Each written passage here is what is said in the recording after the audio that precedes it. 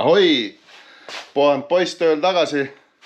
Natukene on jumekam, veidike rohkem habemesse kasvanud. Aga töö on sama ja siin selja taga on siis auto, mida te tegelikult olete juba näinud.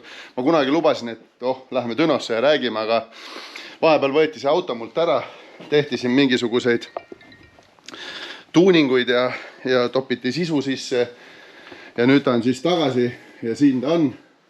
BMW E46 M3 replika touring või? Mis asi ta on? On midagi taolist või? Vähe laiem, 4 vedu ja siis on, ma ei mäleta, mis oli 2.8 turbo või, ei, see on 3 liitriseks tehtud vist. 3 liitrit turbo, ühesõnaga faktid lähevad pärast kirja, pealkirja, ma ei teagi isegi täpselt, mis siin on. Panen läpaka külge ja hakkan siis Altechit seadistama. Siin on külles mälu järgi, seda on nii kaua aastaid tagasi ehitatud, et siin on üks kompi turbo, mis oli vist umbes 800 hobujõu jaoks. Palju siit tuleb? See siis selgub kohe, hakkame siis tööle.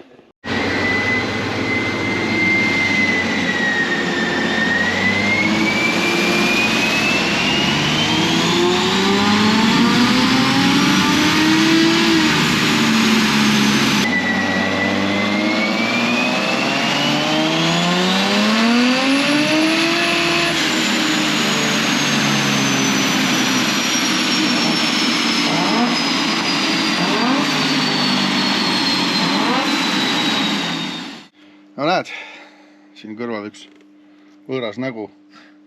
Või olete näinud või? Äkki on kuskil nähtud? Ah? Ma ei tea, ma ei usu. Ei ole, jah?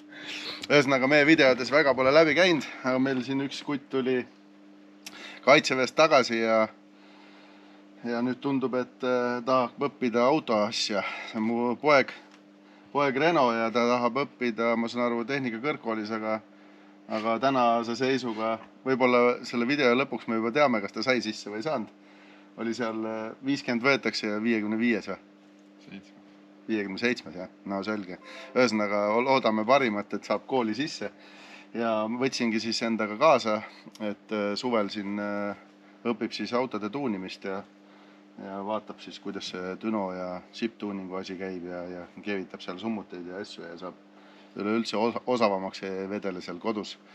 Nii et tegelikult, kui ma aus olen, siis väga palju tuleb selliseid päringuid ja kirju, et tahan teie juurde tulla õppima, teie juurde tuunima ja kohe ütleme nii, et kõvasti raha teenima. Aga elu näitab seda, et kui mees tuleb kohale, siis peale koristamise tal lihtsalt midagi muud usaldada ei saa.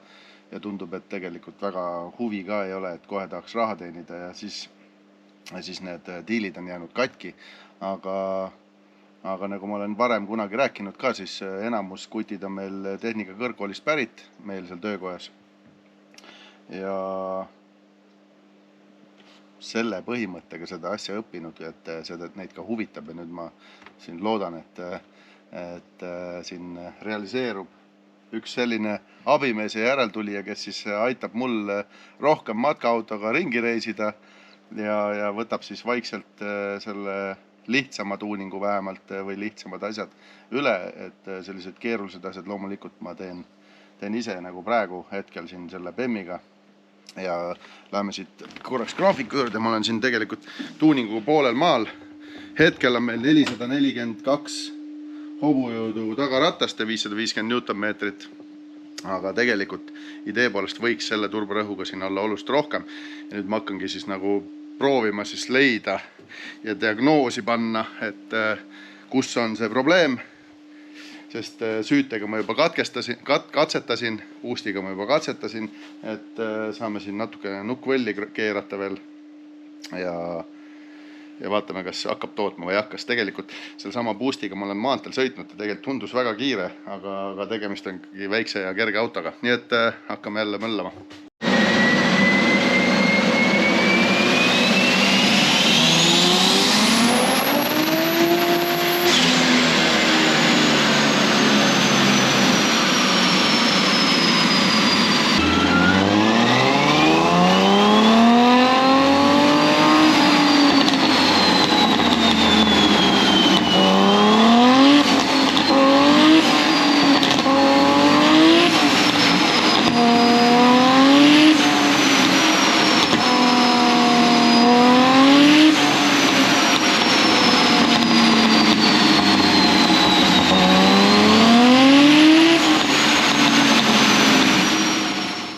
põhimõtteliselt kompasin piiri ära. 98 kütus, mis iganes siin paagis on, igal juhul mitte midagi head. Ma isegi ei tea, kas siin oli mingit vana kütust talve ei olnud ja ma ei tea isegi täna, mis firma kütus siia sisse pandi kliendi poolt, aga lagide lagi 1,2 barri, no ikka nagu täiesti lagi, ma proovisin 1,4 ka ära, aga see 98 kütus, mis siin on ja see surveaste ja see mootor koos edasi minna ei taha, see tähendab seda, et turborõhk tõuseb, kui vaja, ma saan turborõhku teha, ma näen, et õhku tuleb, ma näen, et silindri surve tõuseb, aga ka detonatsiooni oht kasvab hüppeliselt peale 1,1 barri ja siis ma jätsingi ta sinna 1,1 barri praegu lagi ja proovisin teha nii safe kui veel saab, proovisin 2 knoki andurit teha maksimaalselt tundlikuks, proovisin ära, tegin kuumatesti, koormasin siin, kräunutasin, et näha ka, et kui mootor on 100 kraadi, et see deto ei tuleks, sest et sellised asjad, kui mootor on väga detonatsiooni tundlik, siis ei ole mõtet seal piiri kombata ja siis pärast nagu kuulata seda, no teate küll, mis juhtub, kui keps välja tuleb või kolbi auk sulab.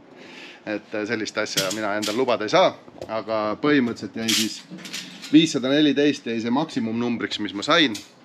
Võime öelda täna, et 500 hobujõudu tagaratast, 640 Newtonmeetrit tagaratast on siin autos olemas. Väike kerge auto, iseenesest kui tekib nüüd soov, et tahaks juurde, siis etanolpaaki, ma ei tea, mäleta isegi, kui suured piustid siin olid, saab kindlasti juurde väänet ja saab ka jõudu ja või siis võidusõidu kütus juba või siis vesi, metanol, ühesõnaga või siis kõige kallim ja kõige suurem ümberehitus tuleks teha mootorit veits, surveastet langetada, peab vaatama, mis siin nukad on, palju siin väljalaske rõhu, ütleme siis rõhk tõuseb, selliseid asju ma ei näe. Hetkel mul on siin vähemalt olemas EGT-d, ma saan neid jälgida, detonatsioon ja muidugi kõik temperatuurid. Nii et 500 tagaratast, kuigi see auto on 4-veoline, hetkel ta sõidab tagaveolisena. Nüüd lähebki põhimõtteliselt, ma saan aru, et siin on mingisugused upgrade'id vaja teha, et saaks ta 4-veolisena sõitma. Siis on ratast võib-olla sutsu vähem, aga auto sai häälde ja läheme tänavale, vaatame, kuidas sõidab ka. Tahtsin head sõidurõõmu. Pidime Renault'ga põhja vajutama, vaatame, kuidas töötab, aga põhimõtteliselt vajutan natuke gaasi ja see sidur libiseb, nii et vähe ei ole, siin on need 8 AP vahel, aga siin oli juba, ma sain aru, et siin on juba teine 8 AP ja eelmine läks mingisuguse õlisurve nahka, siis mulle tundub, et sellel kastil on umbes sama probleem, et las Tartu mehed ise vaatavad siis seda käigukasti ja seadet seal käigukasti sees. Minu poolt on auto hääles, ma ei saa seda lihtsalt nagu nüüd kahjuks väga siin testida. Proovin, kas mõnda käiku kinni hoiab ka või? Manuaali peale.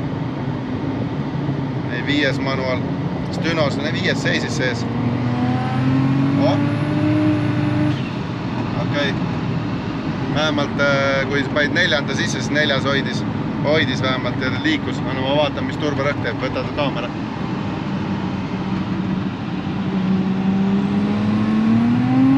Oi, sidur libises.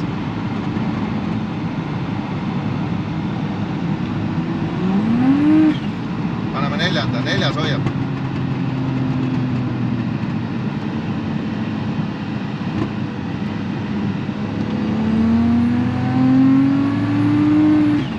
Okei, 4. käik veel kuidagi hoiab. Nii ta jääb. 5. käik juba libiseb ja nii edasi, nii et põhimõtteliselt las tegelevad selle käiguastiga ja siis võib-olla kunagi saame veel väikest driftisõitu teha sellega. Aga olge tublid, subscribe, like ja me vaatame, kas Renault kooli sisse sai, on ja? Davai.